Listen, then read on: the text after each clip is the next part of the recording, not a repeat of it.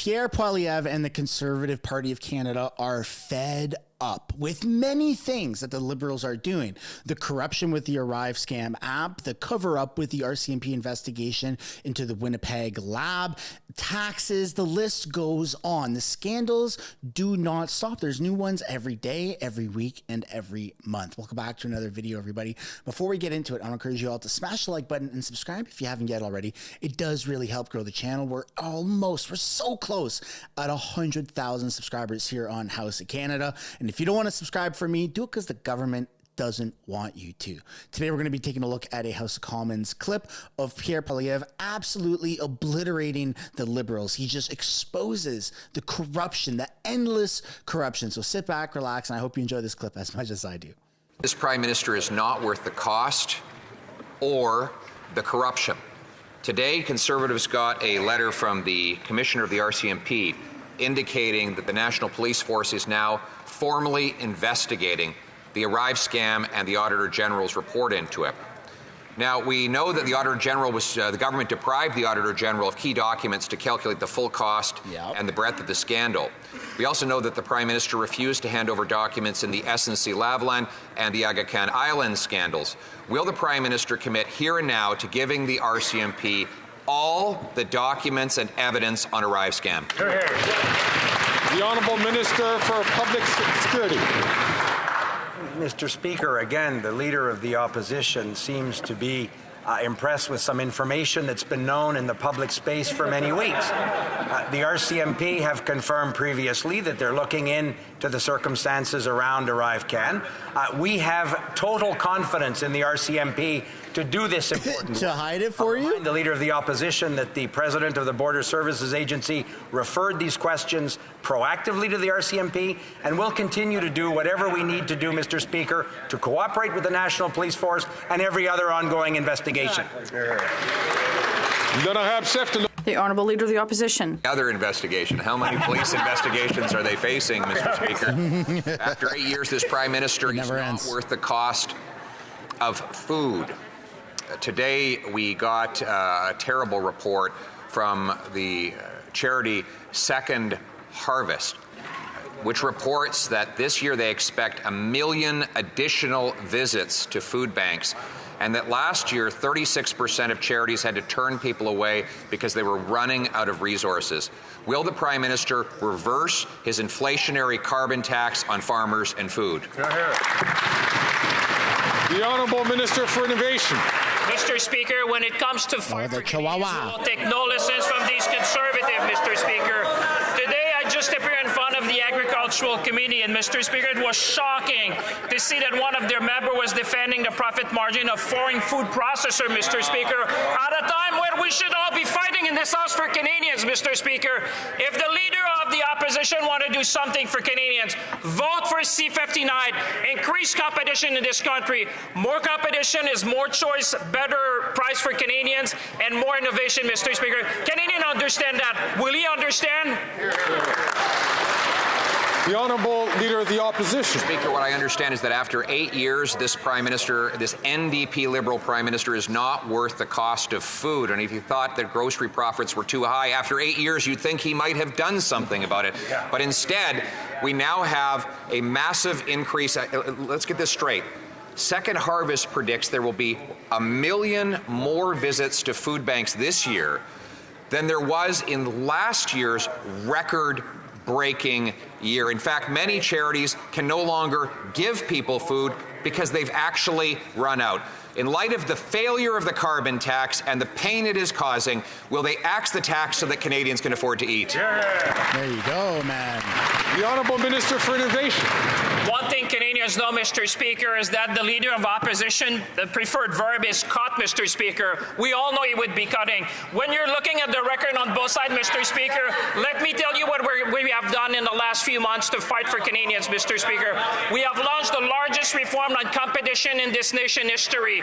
We have made sure that we have a functioning Consumers Bureau Fair, Mr. Speaker.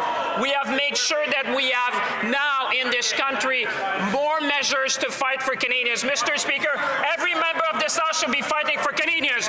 The question is, will the Conservative fight with us euros for Canadians. The Honourable Leader of the Opposition. Mr. Speaker, after that answer just proves that after 8 years, this NDP Liberal Prime Minister is not worth the cost. It's not just that 1 million more people will visit food banks this year than in last year's record-smashing year. It's that now there's a large Facebook group of 800 people, 8,000 people, who call themselves the Dumpster Diving Network. So desperate are they that not only can they not afford groceries or find it at food banks, that they're literally jumping into garbage cans to find food. How desperate do Canadians have to get before this government will finally axe its tax on food? Going into the garbage to get more food, man. Come on. Communities. Mr. Speaker, over the past 8 years, I have watched time and time again the Conservatives stand up to vote against the very measures that are putting money in the pockets of families to help them cover the cost of food. When it comes to the Canada Child Benefit, we stopped sending checks to millionaires so we could put more money in the pockets of 9 out of 10 families. When it comes to taxes, we raised taxes on the wealthiest 1% to cut them for the middle class. When it comes to seniors, we put more money in the pockets of low-income single seniors. On every one of these measures, the Conservatives have opposed them. We will continue to do what's necessary to allow families to put food on the table, no matter how hard they oppose. The honourable member for La Prairie. Man, that's not right. The Liberals are just lying. They're just trying to farm more votes, and people are just so freaking fed up with this nonsense. The Honourable Member for Kenora. While Conservatives will axe the tax, fix the homes, build the homes, fix the budget, and stop the crime. Fix homes. Little slip up, that's all right.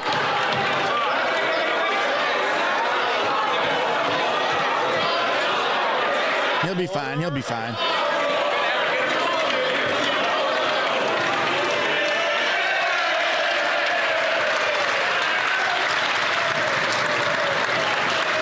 Look at the Conservatives, man. They're so happy and jolly. Colleagues.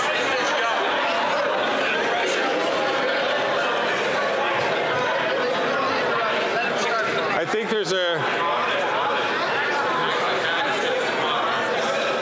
colleagues, I think it's important for all of us to remember.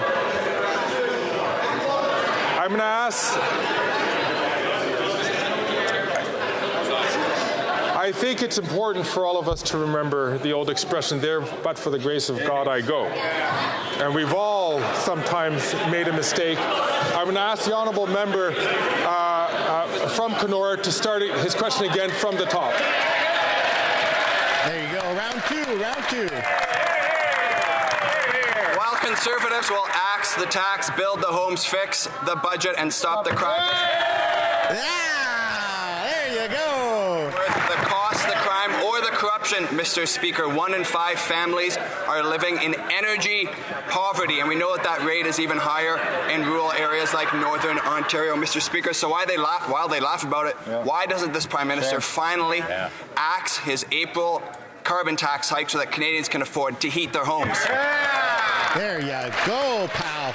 Look how encouraging the Conservatives are, man. I think that member of Parliament needs to be unplugged from the wall and plugged back in, Mr. Speaker. But here's what I hope happens when that reboot occurs. I hope he'll get up from his place, walk down to the Leader of the Opposition and say, pass the fall economic... That was so dumb that it's funny. Help Canadians. Pass child care. Help the moms and dads out there who are waiting for those needed supports. Tell that to his leader. When will that member, instead of trying to get the leader's lines right, stand up for Canadians and get them the supports that they need?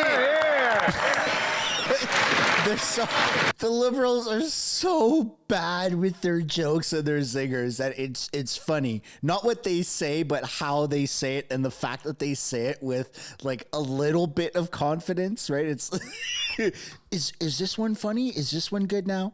It's so embarrassing. Oh my goodness. They don't get it. They don't understand. Liberals, they don't have a sense of humor. They don't understand. They don't understand the internet. They don't understand jokes. They don't understand memes. That's funny. Now that is funny, folks.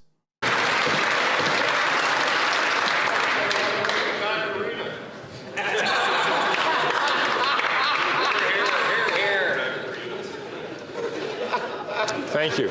The honourable member from Kenora has the floor. Mr. Speaker, no matter how much they try to distract or deny it, their plan simply isn't working. The carbon tax isn't an environmental plan because emissions are on the rise. More Canadians are paying more in the tax than they're getting back in rebates. 1 in 5 families are living in energy poverty, and 2 million Canadians are going to a food bank every single month. Mr. Speaker, how much more must Canadians struggle before they finally listen to our common sense plan and axe the tax?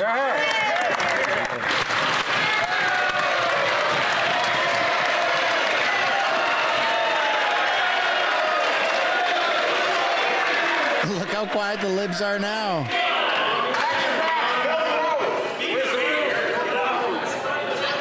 So I noticed, and I think a lot of Canadians noticed at home, how the honourable member from Kenora was able to ask his question relatively free of interruption. I'm going to ask the honourable minister to respond, Minister of Environment and Climate Change. Mr. Speaker, while Conservatives still debate whether or not climate change is real, while some of those members say that climate change is actually created by body heat from humans, others say that carbon dioxide is good for the planet, Mr. Speaker.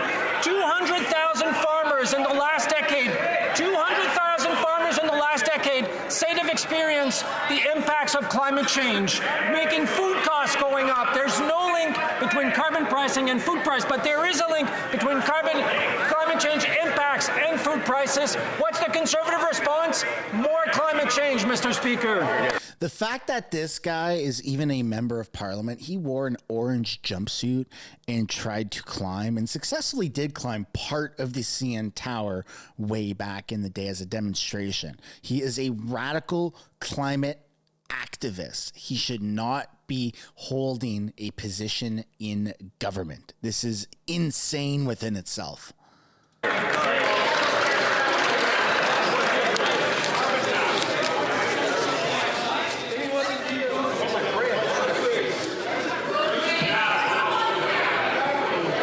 Order, colleagues.